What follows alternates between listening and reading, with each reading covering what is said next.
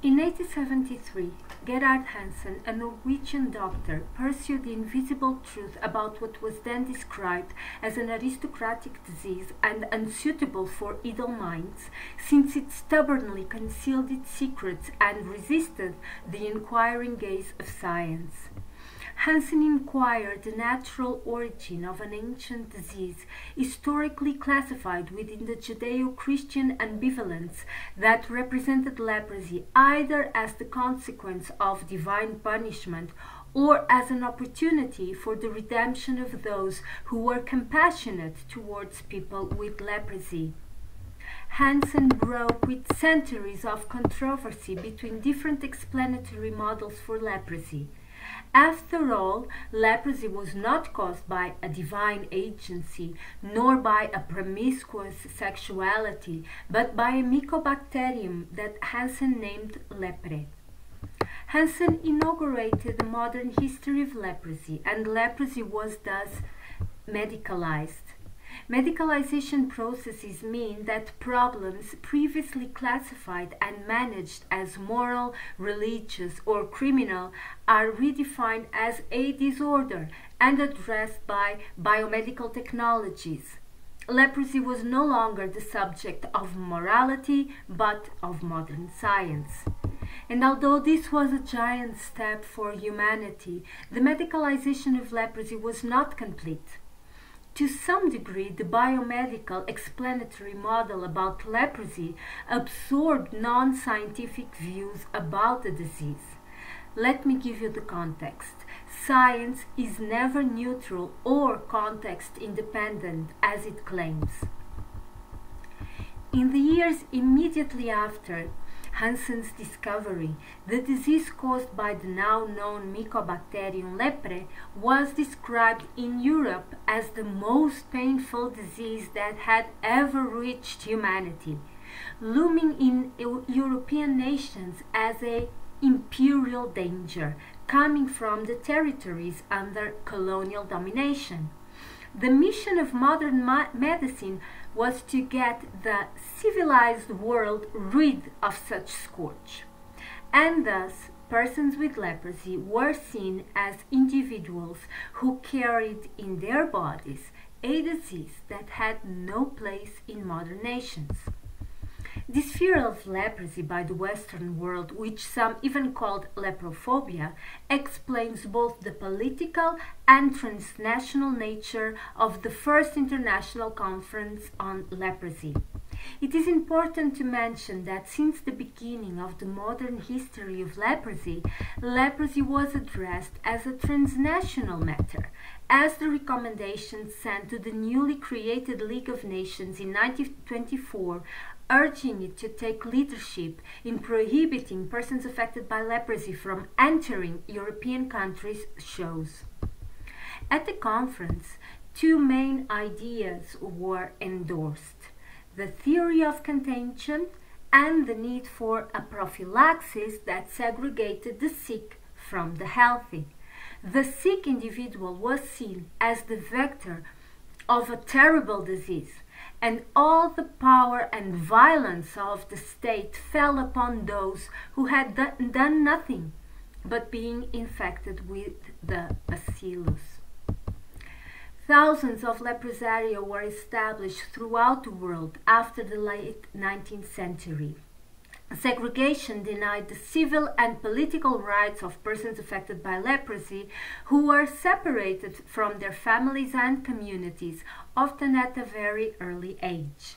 The same policy was applied in 1923 to healthy children of persons affected by leprosy.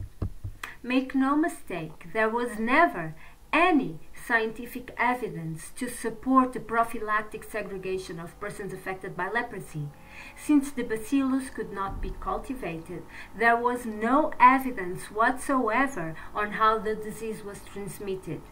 There were only old stereotypes to which modern science resorted to, and with that, biomedicine turned harmful stereotypes into lawful truths. Nevertheless, such a policy was widespread. It reinvented leprosy in modern times as a dreadful disease, disseminating stigma in many parts of the world. Much of the current discriminatory national legislation was produced during this period. And this was the founding era of the modern history of leprosy. This idea that the interruption of transmission is so important as to prevail over the rights of individuals, and that a merely biomedical approach that targets the individual body as the locus and vector of the disease is sufficient. Let us now look at what happened next. The second period of the modern history of leprosy began with the discovery in 1943 of a drug with some reasonable degree of efficacy in curing leprosy. The efficacy of dapsone in curing leprosy led to a transition from a policy of compulsory segregation to a policy of decentralization to general healthcare services. It was in this period that the first calls emerged from leprosy colonies demanding the recognition of dignity and rights for persons affected by leprosy. Significantly, the voices of these pioneers had to wait more than a half a century to be heard. And you may ask whether the second period of the modern history of leprosy brought with itself what Thomas Kuhn called a scientific revolution, meaning those episodes of non-cumulative development in which an older paradigm is totally or partially replaced by a new one, which is incompatible with the previous one. While apparently the response might be yes, I would say that no, there was no scientific revolution, because the same biopolitical paradigm that described leprosy as a disease with no place in modern worlds remained intact. But I should mention that there was a moment in which a controversy that might have changed the future arose. At the 17th International Congress of Leprosy, held in Tokyo in 1959, two approaches to tackle leprosy were put forward. One that emphasized the importance of mass drug administration, and another that recognized the importance of environmental factors in the incidence and prevalence of leprosy. The first approach won, and the public health strategy endorsed by the conference was based on what BL called the pharmaceuticalization of public health, and that usually implies a focus on drugs distribution under a political commitment to eliminate a particular disease. The social determinants of leprosy, that is, the fact that those affected had no access to basic needs and fundamental rights, remain unaddressed under such approach. The third period of the modern history of leprosy began with Shepard's findings on a technique that allowed for growing Mycobacterium leprae in vivo. This technique proved the primary resistance to dapsone, and in 1981 a group of experts from WHO developed a multi-drug regime. From 1986 onwards, great efforts were made to expand the delivery of multi-drug therapy. This was the golden era of the fight against leprosy. I have visited countries where many people still remember how during this period they had resources to go into remote areas and communities and actively find new cases of leprosy, which resources nowadays they lack. In May 2001, WHO announced the global elimination of leprosy as a public health problem. However, despite such impressive results on the prevalence of leprosy, trends regarding incidence did not follow as expected, and stigmatization and discrimination on the grounds of leprosy endured. And this is why history is important. As Wallerstein said about another matter, if we look at globalization and terrorism as phenomena that are defined in a limited time and range, we tend to reach conclusions that are as ephemeral as newspapers. Thus, we will not be able to understand the meaning of these phenomena, their origin, their trajectory, and most importantly, their place in the larger scheme of things. We tend to ignore history. We are unable to put the pieces together and are constantly surprised that our short-term expectations are not met. My friends, this is our reality. We are constantly surprised that our expectations are not met. We should look at history and ask why. Hasn't this stopping transmission paradigm through a purely biomedical intervention in the individual body proved to be insufficient? We can find new magic bullets like post-exposure prophylaxis with single dose rifampicin. And with a new magic bullet, an old paradigm is given new life.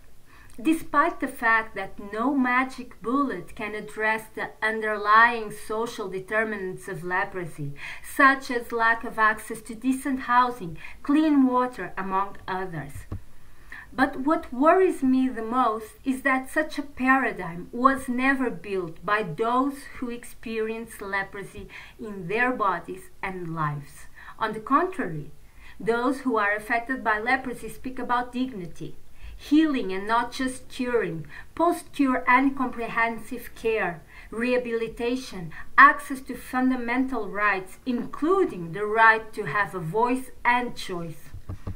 But while a new life is given to an old paradigm, there are also signs of a possible scientific revolution on the horizon. At the turn of the century, the voices from the colonies had grown stronger, and people had self-organized. And a determined man began speaking about leprosy as a human rights issue at the highest level. This man recognized the deep knowledge of individuals affected by leprosy and refused to look at them as objects of compassion and redemption, but instead supported their path to self-determination. Yohei Sasakawa was in this sense a visionary, and I always feel that his bicycle metaphor is still to be fully comprehended. The organizations of persons affected by leprosy developed and multiplied. Some of them have direct access to their national governments nowadays, and theirs is a totally different narrative. They speak of the need for an open science, where scientists discuss on equal terms with persons affected by leprosy. They speak about rights enforcement.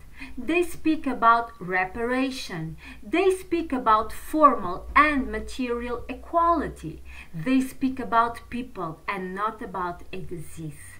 And some of them speak not of leprosy, but of Hansen's disease.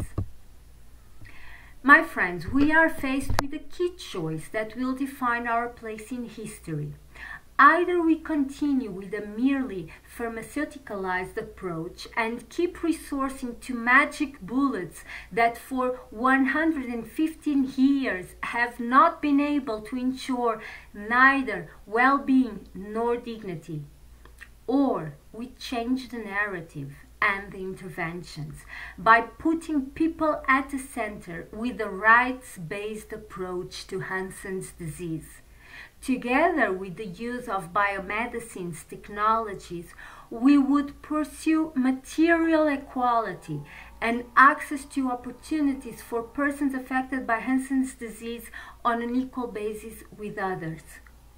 While the first approach is necessary, it is still a palliative. And while the second approach may be much more difficult to implement, it is the only final solution to the difficult to break bond between leprosy and social injustice. One day, future scholars will tell our story. Hopefully, they will be able to say that we changed an old and obsolete paradigm by replacing the disease with people at the center of our efforts. Thank you.